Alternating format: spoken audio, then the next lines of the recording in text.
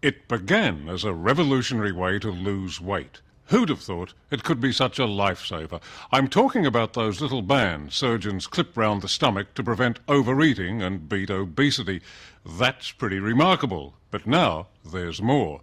Doctors say the bands are an exciting breakthrough in the battle against type 2 diabetes. A world-first clinical trial in Melbourne's had stunning success.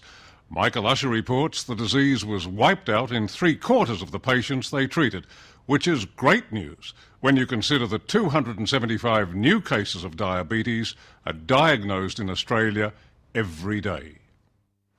You have a sip of my glass of what? Oh, that's generous of you. Glass of water? Yeah, glass of water. Yeah. You probably know Bruce Venables from a long career in films and TV shows. Come on, Shaq! What's the go? Get out of here! For years, this larger-than-life character didn't know he had a disease that was slowly killing him, type 2 diabetes. I spoke to the newspapers, I know all about this, but you sick with The thing about it is, when I was diagnosed with it, I was a happy, fat, overweight ocker, you know. I'm still very much the same. But in here, I feel like a loser. And you can't discard that feeling. You feel that bad about yourself? You look in the mirror and think, you weak bastard. You know, you're pathetic. Obesity is a major cause of diabetes, and Bruce, who's also an accomplished author, has had it for 8 years. Every day, he has to check his vital signs and take a stack of pills.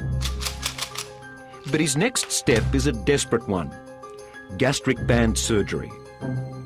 Bruce, you don't look that big. Where's all the weight? There, quite frankly. And here. Typical fat guy stuff. I've had a hell of a life. You know, I mean, really, I've had the best time. But not anymore.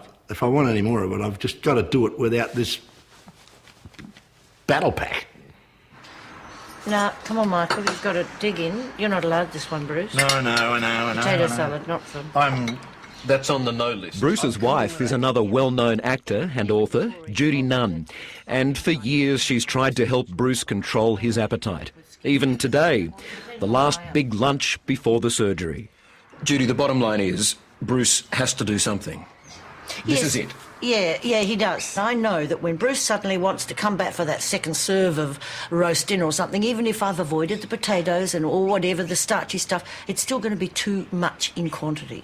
So what he has to do is he has to reduce his quantity, and that's the hard part for him, and that's what the gastric band will do. That lifestyle, though, has led to him getting diabetes, living with diabetes.